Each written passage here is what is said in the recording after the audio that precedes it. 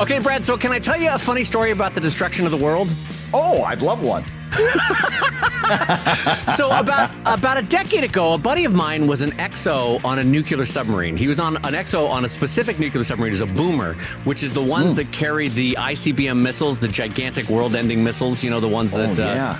And he goes, hey, do you want to come down? You're in San Diego, I'm in San Diego. Do you want to come by my boat? We're docked, we're doing retrofits. Do you want to come tour the ship? And I was like, heck yeah, I want to tour a submarine.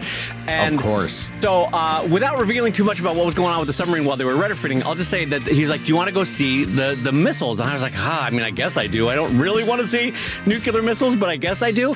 And so he takes me down a lot of stairs and down to the back of the ship. And there's, I don't remember how many. Someone probably knows how many nuclear missiles are on a boomer, but let's just say it's 20 or 30, something like that, right? Yeah. But they're all shaped like gigantic metal tubes, but like in this room, it looks like a tree forest. A forest of metal trees. Like it's all these gigantic world-ending missiles. And this was the incongruity of the whole thing. The irony of it was, scattered among all these world-ending missiles, Brad, there's an elliptical machine, there's a treadmill, there's some light weights, oh, here's some free weights, here's an incline bench when you want to do some incline benching, and here's a track that you can run around the missiles and stay in shape. And I would look to my friend, I was like, this is bonkers humanity right here, where contained within this room, this massive room, are the ability to destroy the world 3 times over, and you guys have elliptical machines scattered in and amongst these missiles. It's nothing if not unbridled optimism. You know, that somebody who's worried about how toned their calves are is not worried about the world ending. And on that note, I'm going to say hello, everybody, and welcome to ComicLab, the show about making comics and making a living from comics. I'm Brad Guigar, the author of the Webcomics Handbook and the creator of Evil Inc. And I'm his pal, Dave Kellett, cartoonist of Drive and Sheldon and co-director of the comics documentary Stripped. And this week's Hour of Comics Advice is made possible by your support at patreon.com/comiclab. So Dave, let's talk comics. Let's talk comics, my friend. And I got to tell you, this show is going out live right now to our ComicLab pals over at patreon.com/comiclab. The Live Gab group gathers every week for the live stream of the show. And there's a running commentary, running conversation, and back and forth Q&A with Brad and I in the middle of the show.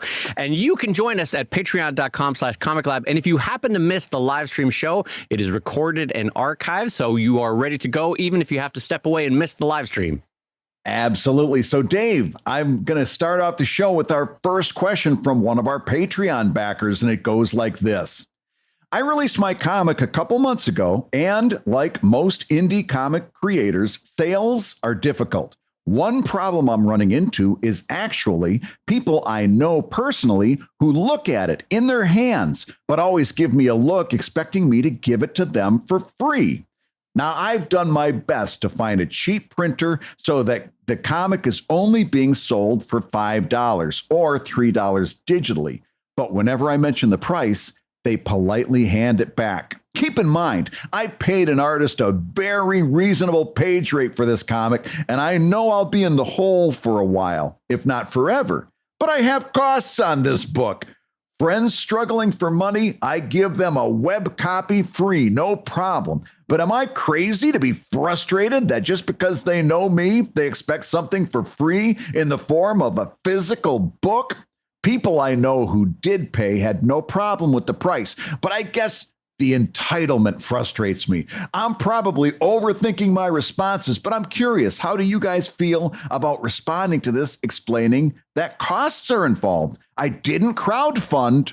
This was a personal investment from savings to pay an artist and a printer. And David Kellett from Los Angeles, I'm telling you, I always got to be the bad cop on this show. This time it's your turn. You got to tell this guy what he needs to hear.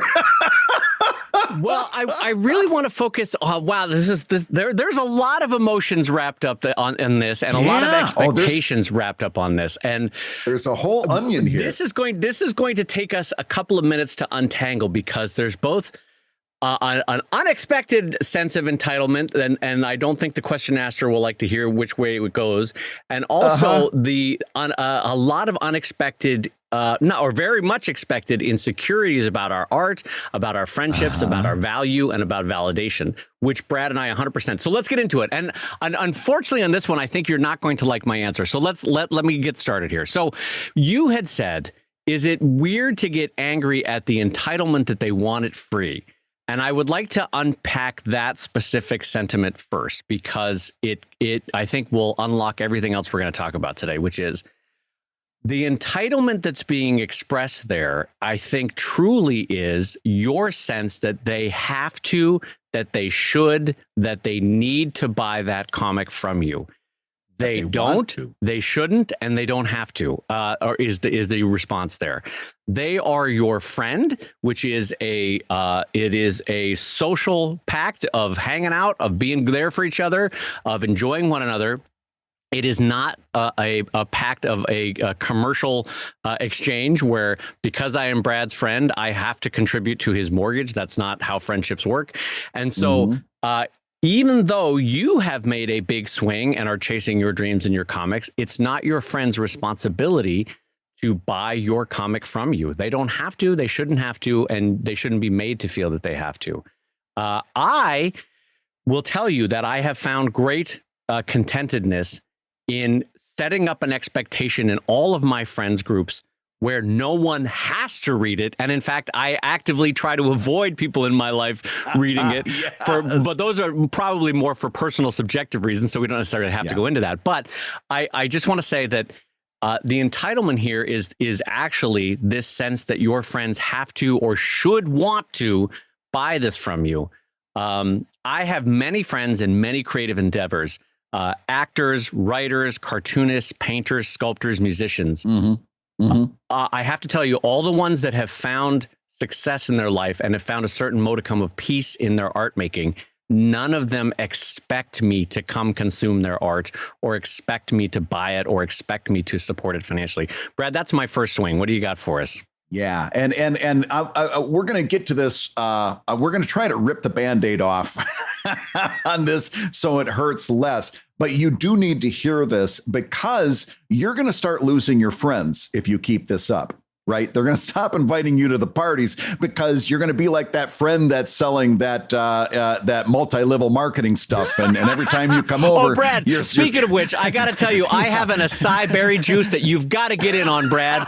This is a no-lose proposition. I'm going to sell you a crate of this acai berry juice, and you're going to help sell it. And Brad, we're going to make millions. It's going to be great. And the important thing is we get in on at the bottom, and then everybody comes in. Just like an NFT, we get them at the bottom, and then everybody else is the sucker. Brad, it's women's yoga wear. You're gonna love it. It's not a multi-level marketing scheme. Nope. We're gonna sell these yoga pants. We're gonna do amazing, Brad. We're gonna do amazing work. But yes, I 100% agree with this.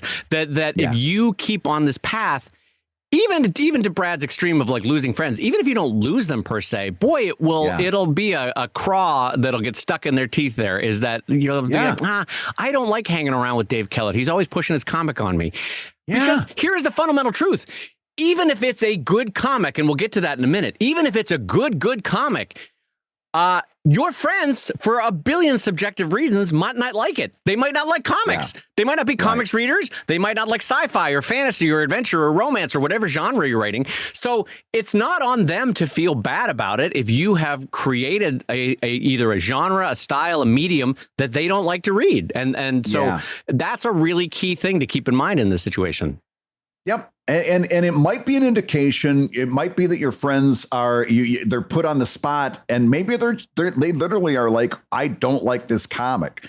That's okay. Listen, you made one kind of crucial misstep, and I'm going to come around to that. But listen, from what I'm gathering, it sounds like this is an early attempt at comics for you. In fact, I think that's probably a pretty good guess, because you're going out of pocket for this thing. You hired somebody and so on and so forth. I'm going to guess that this was an early attempt at comics for you, and it's okay. You've got a long time to learn to do better work. And it might just be that this one of your first attempts, just wasn't very good, and you need some practice to get better. That's it. that would be the first thing. If this was happening to me, that's the first thing I'm going to take myself aside and say is like, you know what? Maybe I didn't do a really good job on this one. Maybe I need to take an objective look at this. How did it work? Where did it break down? And use that to learn to do better on my next one. Now, I told you I was going to come around to something. You did make one mistake. And that is, I think, and it's important for us to talk about this. I think you took a shortcut. I think you tried to take a shortcut. Oh, I think I know where you're going with this. Yeah. Yeah, because you went out of pocket for this. Okay. And you know, if you're a longtime ComicLab listener, that Dave and I have had a few things that for 200 plus shows we've been saying, and for the next 200 plus, we're probably going to keep saying. And that went along the lines of number one, put your work out on the web so that's easily shared so that you can build an audience. Mm-hmm. The only problem is, as we've also said, that takes time. Yes. Right? Yeah. And we've also said, build your own website, make that the hub of your experiences, and use that for audience building. But that takes time. And then we also said, crowdfund your books through Kickstarter, monetize through Patreon. But if you're doing merchandise, you need to do crowdfunding. But that takes time. Yeah. Okay. And my sense is that you went for the shortcut. You went out of pocket. You never go out of pocket on a book. Remember, we had an episode not too long ago where Dave and I listed our top mistakes. That was one of my top mistakes. Out of the many mistakes I made, I said I went out of pocket for a book. In my case, it was because Kickstarter hadn't got invented yet, right? Right. But I went out of pocket. And I said, that was a huge mistake. Go back and listen to that show. It was right at the top. And my sense is that you got excited and you wanted to take a shortcut. But remember, a Kickstarter, even if it fails, is free market research. Yes. And I think that market research might have told you that you weren't ready for a book yet. Well, that's the point that I would love to springboard off of, Brad, because when you crowdfund, two different things that are related but have very different thrusts are happening there. One is you're doing active market research, and the market research is, does the world want this book? Or does the world express an interest in what they think that this book might be, right? So that's number one. And to Brad's point, that's massively important because you might believe with all your heart that this book, the world is ready for this book. The world wants to see this book. The world needs to see this book. That free market testing gives you a 30-day window and like, oh, yep, not yet. It looks like the world's not ready for it yet. Doesn't want it yet. That's great. And then the second one is, okay, the world is ready for it. Oh, but this is great. We're going to make the book. How fantastic. And guess what? I don't have to be out of pocket on it. I'm not starting in the red. I'm starting in the black with this book. And that's a happier, more contented, better for your soul creative place to be if you're starting in the black on the production of a book rather than starting in the red. Because what happens when you start in the red is nervousness kicks in, anxiety kicks in, long-term fears and also insecurities and validation kick in of like, dang it, no one's buying the book. And also I need the money, and it's a 1-2 punch of insecurity that hits. And that's why we're such strong supporters of the idea of crowdfunding a book. Yeah, it really is important free market research. Now, all the other things that we talked about, the one drawback, and we're honest about this, it's something that we talk about very often, is it takes time. And in this particular case, having not seen your stuff, I'm still going to kind of guess that you needed that time. You needed that time to learn your craft, to learn how comics work, how to do comics well. Sounds like you're a writer. You're collaborating with an artist. That takes time to learn how to do that well. In other words, all this time that you would have spent building your audience, building a social media presence, building the website, building the product, all that time that you would have spent would have made this project better so that when you did get ready to crowdfund the book and put that thing out on Kickstarter, it would have been a better quality book and it would have been, it maybe had a better chance of going over. It's the long road that we endorse strongly on ComicLab. Right. It's disappointing as hell because I'm telling you, I've spent many years wishing that I could be famous by Friday. right? I'm telling you, I am not downplaying that at all. It took me, listen, Dave and I are both 20-year veterans of this. It took me a good 12 years working a day job and doing daily comics, Monday through Friday, and often a Saturday comic. 12 years before I was even ready to think about doing this full time and start to seriously monetize what I'd done. And you know why that was? I needed 12 years. I needed 12 years of learning. I needed 12 years of audience building. I needed 12 years of trying to become a better writer and a better artist. There's no shortcut.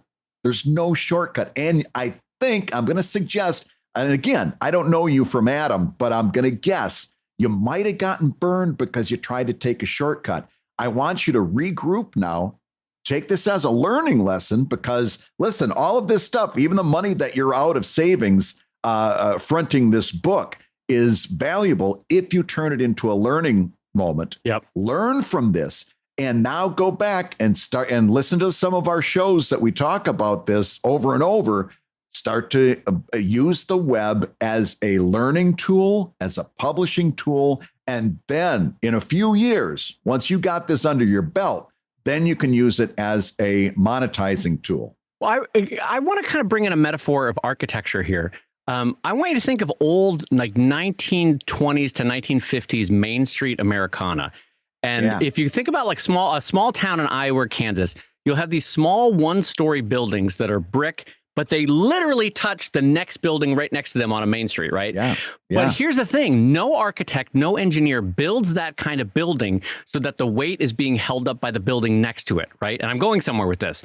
Yes. If 30 years on, that building next to it gets knocked down, that little storefront, that little hardware store, that little barbershop, it has to be able to hold its own weight. It has to have load-bearing walls. It has to all be. So even though what I'm getting at is, even though there's buildings on either side of it, you build it so that if both of those go away, that building is still standing. And what I'm getting at here is, you want to build your art career so that it's not dependent on your friendships. It's not dependent on your family. It's not dependent on your social networks.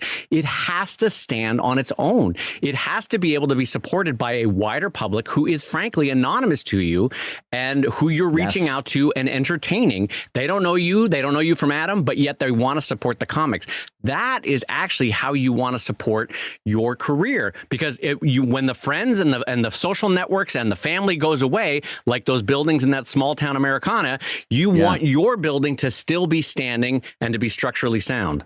Yeah. And that's, I mean, there's no good way to put this. If the comic were really, really good, you'd be selling so many of them that you'd be thrilled to give them away for free to your friends. Right? Because money would be no object.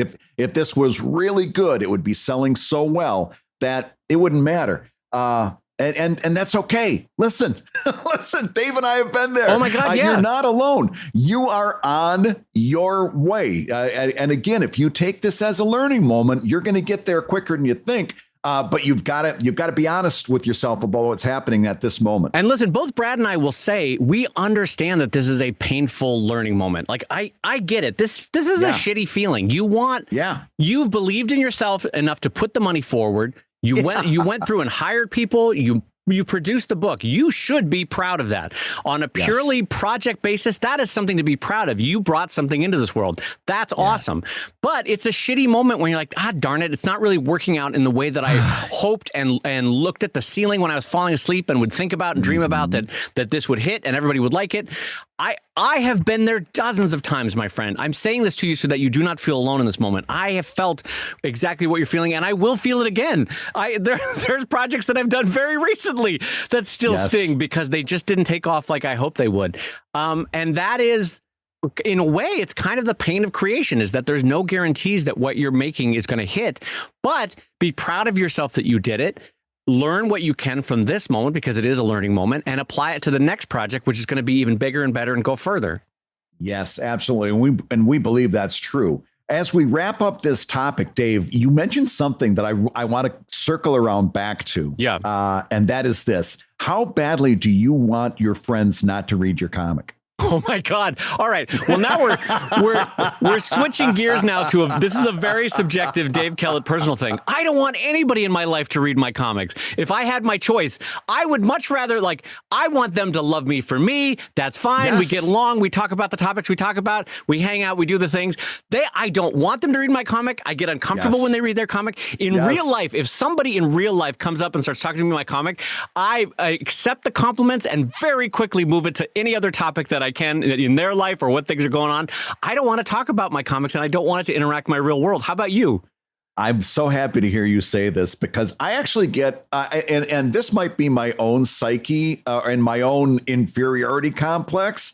But when a friend starts talking about my comic, to me, I almost feel like maybe, and this is unfair. I'll say this right at the start. I wonder if they're trying to manipulate me. Like, I know a good way to talk to Brad. I'll talk about his comic. Because it a little bit feels like this. You know, when a 3-year-old is holding a toy and you go, what kind of train is that? Oh, my goodness. That a little bit feels like they're doing that to you. Oh, yeah, Brad, you have your comics. Oh, yes. Yeah. Yes. And I know it always comes from a place of kindness. I know that it's not, there's nobody in my life trying to emotionally manipulate me. Sure. I mean, but I always my defenses actually go up because it's like, all right, what's this guy after that he's starting to talk to me about my comic? Is he going to start to he's going to start to try to sell me a can juice next? What the heck, Yeah. It's weird. So I get uncomfortable. I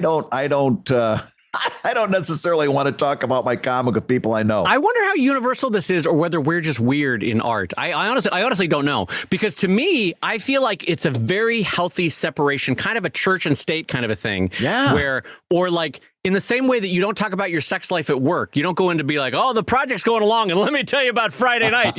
Like I feel like in order for me to survive as a healthy artist, I feel like it's been a healthy choice to separate my personal life from the thing that I create. And I try to have never the two meet. And I have found that to work for me psychologically, but I don't know that that's a universal truth.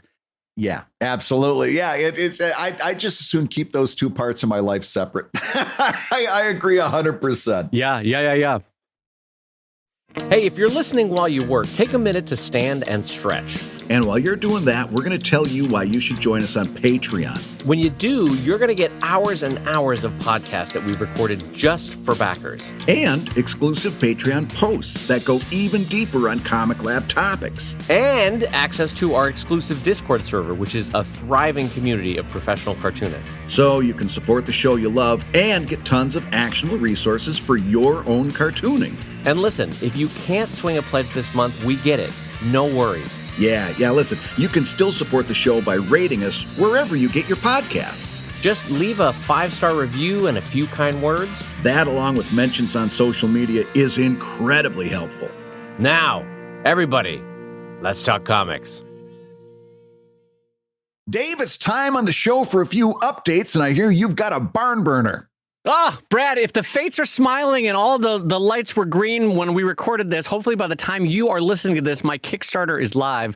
And This is the dinosaur book collection, The Anatomy of Dinosaurs, that frankly was brought to you by Brad Guigar, because I was up in the air about whether to do Anatomy of Dogs or Anatomy of Dinosaurs. And I got to tell you, this is where listening to a friend is so valuable, because Brad was right. It was so fun to research and draw completely different types of dinosaurs. Because if we're all honest about it, mechanically, every dog is kind of the same. I would have had to do different poses, but it's more color choices than mechanics choices. Whereas some of the dinosaurs that I drew are bonkers different in terms of biomechanics than the other ones. And so it was such a fun book to draw, and I had incredible fun writing it. Anyway, it's now kickstarting at dinokickstarter.com, and that'll be running for 30 days. So if you want to jump over and grab a copy, gosh, I'm really proud of the book. It's going to be gorgeous, and the stretch goals are going to make it even better. So check it out over at dinokickstarter.com. You actually got the URL dinokickstarter.com. Like nobody else had taken dinokickstarter.com by now? Are you being facetious? Because who the hell else would have Dino Kickstarter? Why would that exist? Any number of people doing dinosaur related Kickstarters, whether it was a dinosaur toy or a dinosaur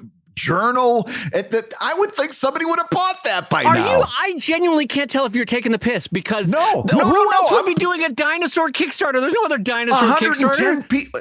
No one else is doing Anatomy of Dinosaurs, but to get DinoKickstarter.com, you'd think that somebody, whether they were doing like a toy or I guess I see what you mean. A film or any number of things. No, I don't want you to think I'm making fun of you. For you to get DinoKickstarter.com is kind of a triumph. All right, well, I'll take it. I mean, sometimes you end up lucky with a URL. You're like, really? Nobody owns the word sponge.com or what? That's not it. But yeah, I typed in DinoKickstarter.com. There was no takers, Brad, as they say. There were no takers. That's amazing. And so that's running for the next 30 days. And so do check it out over at DinoKickstarter.com. And Brad, I believe you have an update for us about a Rolling Stone and perhaps gathering some moss.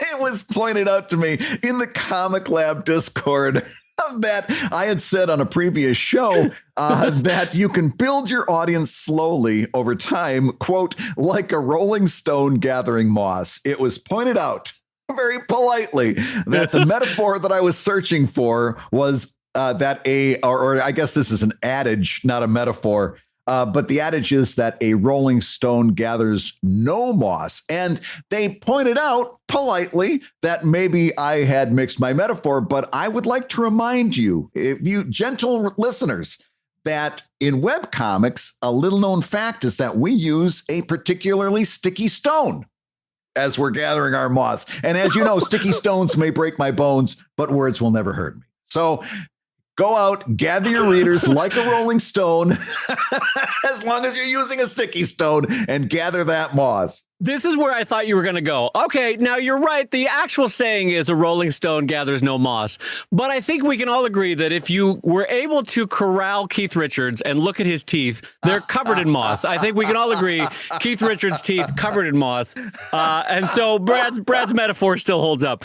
All right, well, the other update we had for everybody, and this is fun because it's such a blast from the past. We had been talking on Twitter, I think it was, with a kind reader or two, and someone said, hey, this reminds me of the song Brad Guigar Stole My Woman. And I said, what? I have no memory of this. What is this song? And they said, and they brought in Chris on the Twitter conversation, Chris Straub, and they said, Chris wrote this brilliant song a decade ago called Brad Guigar Stole My Woman, all about how Brad stole Chris Straub's girlfriend. And I had completely forgotten about it. They found it in the sort of internet archives, and Brad wants to play it right now, and I think this is a brilliant idea. All right, here it is. Yeah, all right, I'm gonna do it like this. 1, 2, 1, 2. Brad Guigar, Tiger Style, most professional cartoonist on the web. In my confessional detail, how we pale and flounder in comparison. Prepare to bear a witness like Mr. Harrison. 4 to 4-door, I'm like a hatchback. Guigar in the stretch Humvee, I didn't catch that. Guigar counter pun detected, I gotta backtrack. The one and only Bradley J, he brought a laugh track. Brad Guigar stole my woman. Brad Guigar stole my car. Come on, Brad, don't play me like that. Brad Guigar stole my woman. Brad Guigar stole my woman. Brad Guigar stole my car.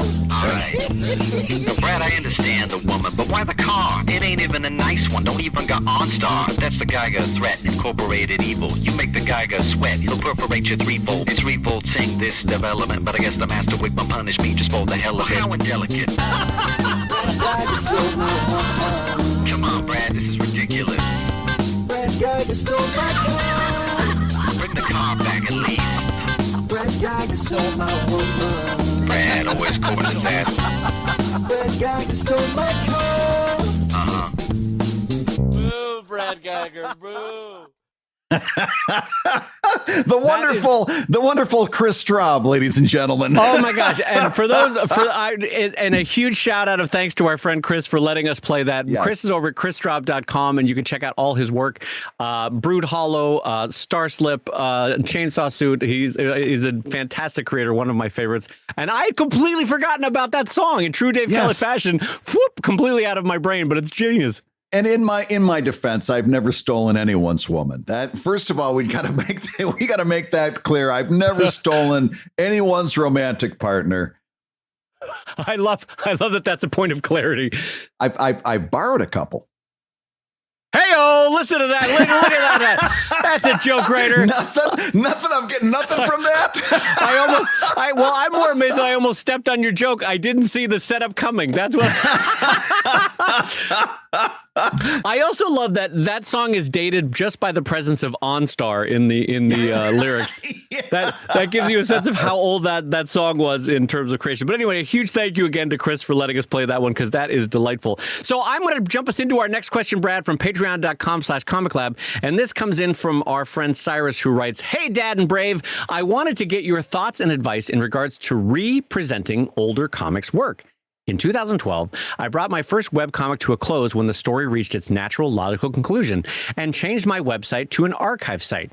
In 2014, as Brad has pointed out many times on the show, online ad revenue tanked, and I soon found that I was now losing money in the name of keeping this archive site up, so I made the difficult decision to take it down. I'm still quite proud of this comic, however, and it seems a shame that there's no way for anyone to see it. The first, most obvious solution would be to kickstart a physical collection of the whole series, but it never did online readership numbers high enough to suggest to me that such a project would successfully fund. Fellas, I'm stumped. Any ideas on how to get my firstborn back out there and perhaps make a little bit of scratch while I'm at it? All my best, Cyrus." So, Brad, this is a good question. How do we help Cyrus get, let's say, the financials to support the representation of old archive work that was costing too much money to have for free on the web? Well, this is one of those things that mindset and attitude really gets you to where you're going, because what Cyrus sees as a negative, I see as a positive. Okay. And it's very interesting that so many times what we artists and creators have, we assume is not a good thing to have, right? Oh my gosh, I've got this huge archive. What a terrible thing to have. And I look at that and I'm like, oh my God, sitting right here, three things immediately come to mind that you can do with this. And each one of them is wonderful, quite frankly. And by the way, Cyrus, if you think that you're alone, this is actually a conversation that I've had with Dave in terms of the Sheldon comic, right? Oh, frequently lately, because I'm actively trying to figure out how to do this. So this is coming at a perfect time in terms of our conversations. Yes. So we've had this same conversation. You're not alone. First of all, number one, you've got a huge archive of stuff that you could sit down in a couple of weekends, and with social media scheduling software, you could put this out as social media content. And of course, remember, what social media rewards is not necessarily creativity. It rewards frequency, consistency, and significance. You've got, with a big archive, you've got that. You can post frequently and consistently, and hopefully significantly. You've got the fodder for building a social media. All you've got to do is post them in a meaningful way. Again, go back to listen to some of those share thoughts and some of the ideas that we've shared in the past about social media. But you've got a social media engine right at the ready that you can use either for its own social media standpoint, or as a part of building out your existing social media as posting this stuff. You've got lots of content that you could put out any number of ways: daily, hourly. I don't know that I'd go hourly, but you could do a couple a day. You could gang them up and present them 2 or 3 pages a day. You could do any number of things. You've got it literally sitting there to play with. All it needs to be done is reformat it and make it appropriate for the platform of choice. That's my first suggestion. You can go and use this as social media engine. What do you think about that? I think that's great. My only caveat to that, again, saying that I think that's a great idea, is that automation has to be your friend here, because I don't want you, even though, here's what's happening. You have older work that you're proud of and that you value. And in wanting to represent it to the world, you're honoring all the work that your past self did, right? Yeah. That's good. That's great. That's what you should be doing. But you are wisely saying, I don't want to spend money to honor my past self, right? And that is also good. You don't want to have an ad-free site that's losing you money just so you can honor your past work. You also don't want to spend time honoring your past self because it's keeping you from doing current and future work. That's why I just want to put the caveat on there that Brad's idea for social media is a great one, but just make sure that it's a set it and forget it kind of thing, because I don't want you to spend either time or money on old work when you should be working on new work. Yeah. And number 2, here's another suggestion. When you tell me that you've got a huge archive of stuff and maybe you don't want to put it on the web because that site is costing you money, immediately the light goes off in my head and it says, you've got a Patreon exclusive. Oh my gosh, depending on how many pages this thing is or how this thing is formatted, you could drip this out as a weekly reward. You could make, if it's a short thing, you could make it a special offer. Everybody who's a Patreon backer at the end of the month gets the ebook. You could do that, quite frankly, a couple, 2-3 times a year and spread them out. And you'd be well within your rights. This is a Patreon exclusive. Everybody and their brother is knocking their head against the wall, trying to come up with a Patreon exclusive. You've got one sitting right in your lap and you think it's a negative. Yeah, my only caveat to this one, this is great. My color commentary, commentary is just caveats on this, is that I think that on this one, you wanted to strike the right balance of frequency because unlike social media, which rewards daily, almost multiple daily could be an amazing attribute, on Patreon, because this is an extra for a title that they're not necessarily backing, but which is a sweet bonus, I think Brad has it right, that it's something that you want to update 2, 3, 4 times a year, maybe tops once a month you release an ebook. I guess what I'm saying is I wouldn't err towards frequency. I would err more for bigger chunks that are released less frequently on Patreon is my thought. But Brad, I'd love to hear what you think. Provide a little caveat to your caveat. Yes, please. Welcome to the Dick Caveat Show. And hopefully I'm not being a dick, but listen, you can do a little bit of an interesting thing depending on how your current Patreon is. If you've got a sizable Patreon, right, you could actually expose those people to the new thing and then doing it on a weekly drip where you're putting out page after page. So you're kind of slowly building that up.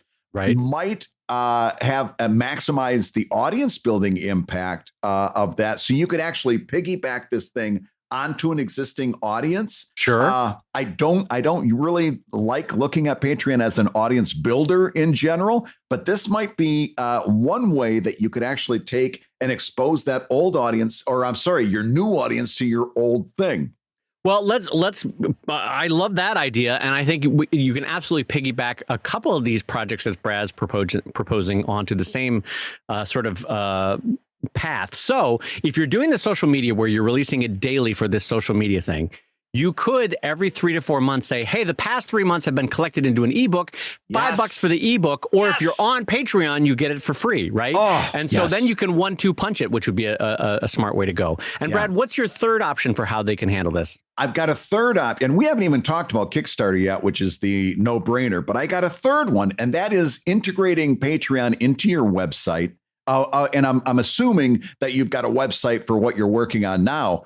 But if you take that and like I've done and like Dave has done with Drive, if you use a content management system like Tucheki, which we both strongly endorse, you can integrate Patreon's coding so that you can have Patreon only portions of your site. Now you've got a website that has a Patreon exclusive section right there at the top of the site, looking people in the eyes every time that they come to the site, something you can promote on social media.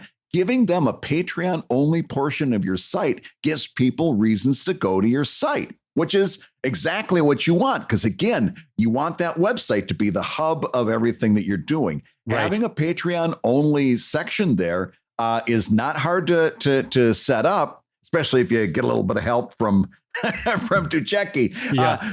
like both of us have. Yeah, absolutely. But I love having a Patreon only section to my site. I think it's a value add. I will be honest. So I did it with Drive at Brad's recommendation. And it is one of the best things that I have done in recent years. And I think Brad will attest to this, that I have called or texted him multiple times over the past couple of weeks and months saying, holy hell, Brad, this was such a great idea to split it out. Thank you, thank you, thank you. Because it's honestly, like at one point, I think it had grown Drive 10% on Patreon in like the 5 or 6 weeks since it had launched. With that exclusive section on the website itself. So I super agree that it was really helpful with Drive. And I got to tell you, Brad's also been helpful in convincing me that it might be the right way to go in the relaunched Sheldon site, because I was going to just say, look, Sheldon has always been free. It will always be free. Ever thus, look at me walking into the future, always free. Yes. And Brad said, you realize, though, that if you're not making books anymore for Sheldon, and you're not running ads anymore for Sheldon, you are paying for people to have the right to read Sheldon. And you're probably paying a couple $100 for that size of that archive. And I got to tell you, it hit me like a ton of bricks. I was like, holy hell, he's right. I'll be losing money on the Sheldon site if I'm neither doing books nor doing convention appearances for Sheldon, nor running Patreon, or, nor having ads running. And so I honestly think, I'm not sure yet how it's going to fall, but I think I'm going to have Sheldon be something like this. Either the most recent month, the most recent quarter, the most recent year will be free to read. And then the previous 4,000 Sheldon, 4,000, maybe 4,500 Sheldons will be behind a Patreon paywall. And it won't be huge, but it'll just be like, listen, if you want to read 4,500 more of these, that's on Patreon, and $2 a month, they'll get it for you. Yeah, and it's not asking much. It's a very easy buy-in for somebody that wants to read that archive. And of course, we'll just throw it out there. You already know it exists, but once you've done all of that, then you do your audience building. Again, there's a theme to this show. Do the audience building on social media. Have that website set up so that you can make that a hub of your activities. Use it on Patreon. Once you've started to get to a good point doing some or all of these things, boom, now you're ready for that Kickstarter. And you'll find out at that point, you'll know thumbs up or thumbs down. Either that market is ready for your book and you can put it out, or you get your free market research and you find out, it still isn't the right time. Doesn't mean that it's never going to happen. It just means that this isn't the right time. And you go and find something else to do, right? It's not that bad. And much like we had with the first question asker and talking about in terms of timing and market research and the importance of crowdfunding for that, you might find, like Brad said, that even if it's not the right time, letting that comic continue to run on social media for a couple more years, letting it continue to grow as Patreon exclusives or Patreon extras for folks, you might find in 3 years, hey, you know what? Now it is ready to Kickstarter, and then you're off to the races. So even if it's not ready right now, that market research is invaluable to letting you know, hey, we were close. I'm going to give it a couple more years, and we'll see how we do then. Yeah, and just to tie this one up with a bow, another thing that is kind of a little bit of a thread throughout the last several episodes is that don't count websites out just yet. I know the conventional wisdom is that everything is happening on social media, and listen, that's where the bulk of the activity is. It's on 2 or 3 different sites: Twitter, Instagram, TikTok, Facebook, etc. Reddit, you can't count Reddit out by any means, but don't underestimate the importance or the effectiveness of having your own website. And as Dave and I are both telling you, it's still a big driver of everything that we're doing. And it's got a lot of usefulness beyond just presenting your work. And this topic right here underlines all of that. Yeah, absolutely. I will 100% co-sign this. And you might have noticed that by this point, we haven't mentioned Webtoons or Tapas or Tapastic or any of those kind of things. And I would just say, it goes back to my thought about I don't want you wasting money or time on this. Yeah. And the problem with bringing it to Webtoons is, yes, of course, there's a built-in audience. Yes, of course, it's plug and play. But on your end, it would involve slicing. And gosh, slicing takes a long time. And if it's a large archive, I really would rather, as a friend, have you focusing on the present and the future rather than slicing up past comics. So I personally think like that one's off the table. Brad, what do you think about that? I agree. You'd have to really see some there to put that time in. You know what I mean? You'd have to really see a heartbeat. So, Dave, in the time that we have remaining on today's show, I've got kind of a fun question that was sent in from our friend Tyler, and it goes like this. What are both of your dream goals for your career in comics? Is it a live action or an animated show? Is it a book tour across the country? When did you define that goal for yourselves, and what are your dream goals? Well, my answer, I have two very different answers. And the first one, I think, might be less than satisfying for people that would want me to be like, I want to be president of the world. And because it's this, I think, Brad, my main goal right now, if I could achieve it before I pass, would be I would want my main goal in life to be to do exactly what I'm doing right now for the rest of my working life.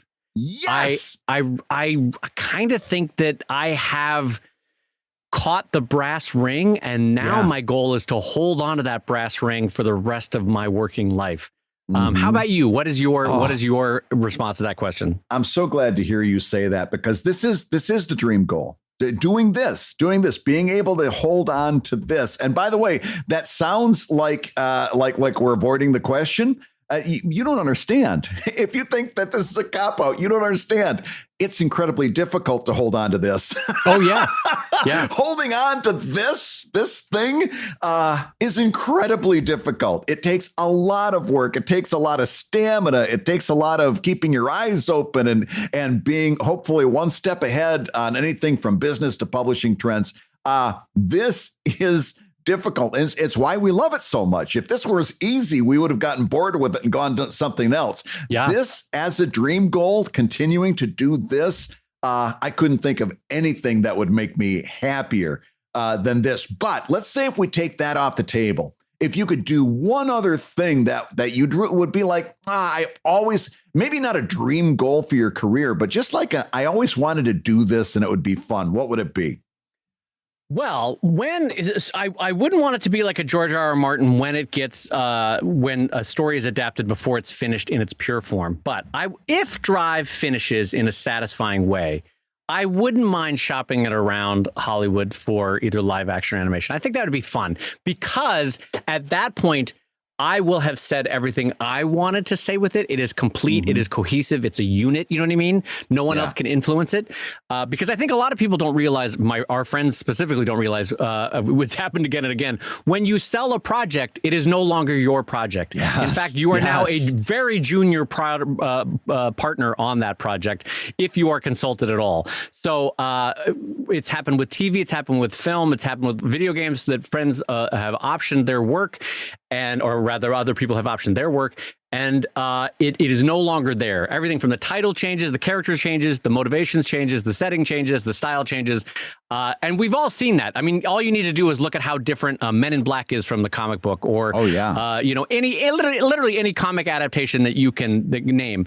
There's been 5 or 6 where you're like, wow, they nailed the feeling of that comic book. Maybe something like 300, but it's more often it's a case of like, yikes, that is so different from what the author put down on the page. Yeah, that I would want to finish Drive so that I had my own stamp on it. I would want to retain the publishing and printing rights, and then piggyback on whatever the TV and film does with it, and let them go their own way. Because remember, those are completely economics aside, that's a whole different set of artists that want to put their own stink on it. And I get that. I understand that as an adult. So it's going to be very different. But anyway, that's where I would like to see that go maybe in the future. I don't have to have it, though. Again, just a reminder, I'm perfectly content with my main goal of being doing this for the next 20, 30 years. Brad, how about you? What would be your goal if you had to pick one? I'll throw this out. You mentioned it as we were doing pre-show warm up, and it reminded me how much I do like this idea, and that is a cross country road trip, right? Where you get an RV. You know, either you fly out to Philadelphia and we drive to Los Angeles, or the same thing in reverse.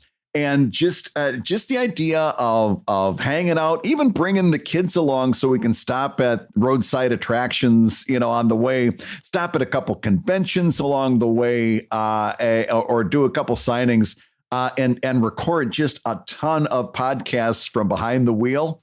Right. I just there's that great American road trip idea does have an awful lot of it has a lot of great possibilities, I think. Oh, I'm Brad.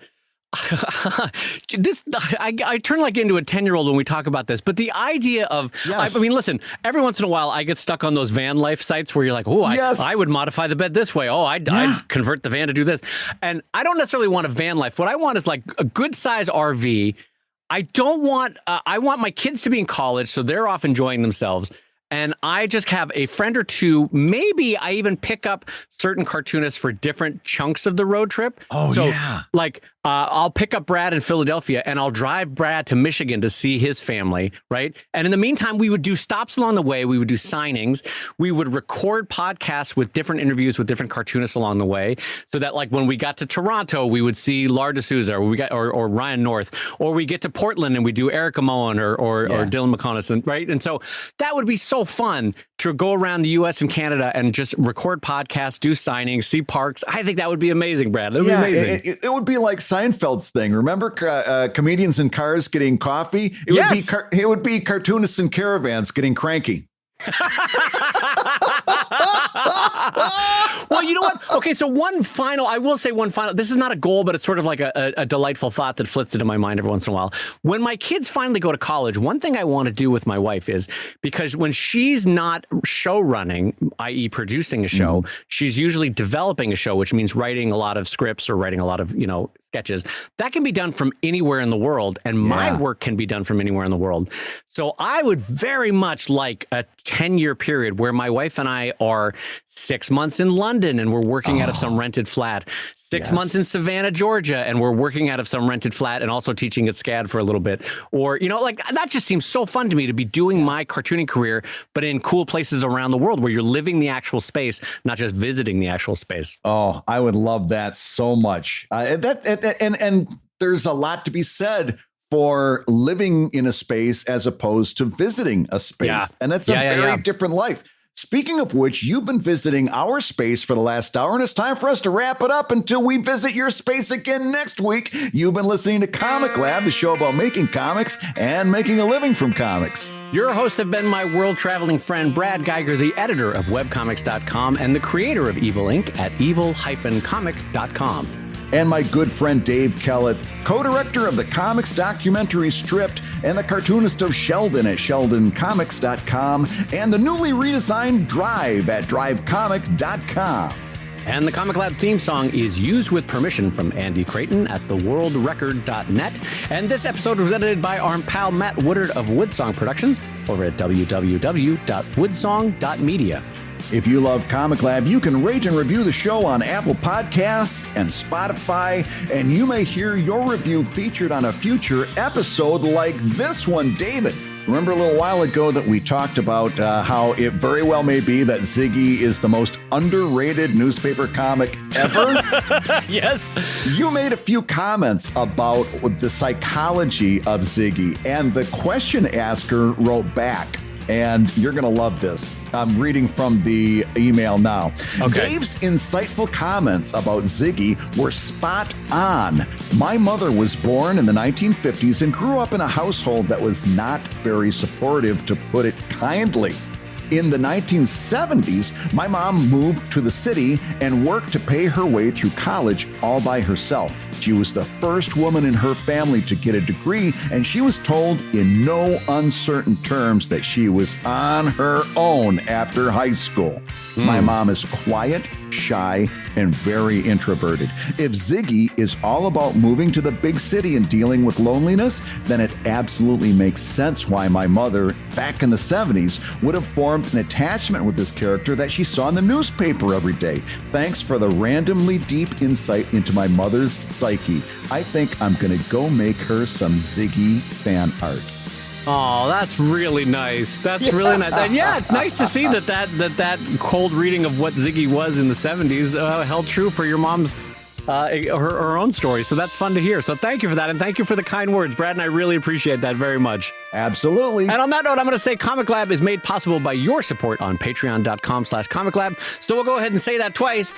Patreon.com/ComicLab. I'm Ziggy. And I'm lonely in the Bay City. I don't want to shop at bodegas anymore by myself. Where's someone for Ziggy?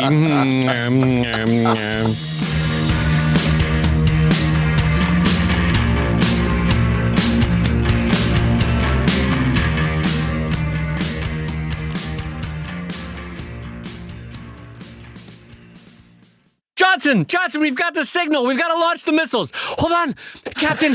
I've got just 20 more minutes on the elliptical, and then we can launch the missiles. Wouldn't that be great if nuclear holocaust was avoided because Johnson had a cardiac arrest and fell over on the elliptical? Oh, we can't launch the missile. Why? Because Private Smith was doing squats, and the squats are wedged in between the two missiles. Now they can't fire. I'm sorry, Private Johnson is over there. He's got a Charlie horse. He's not going to be able to make it to the codes in time. Can't hit red button. Pulled muscle doing squats.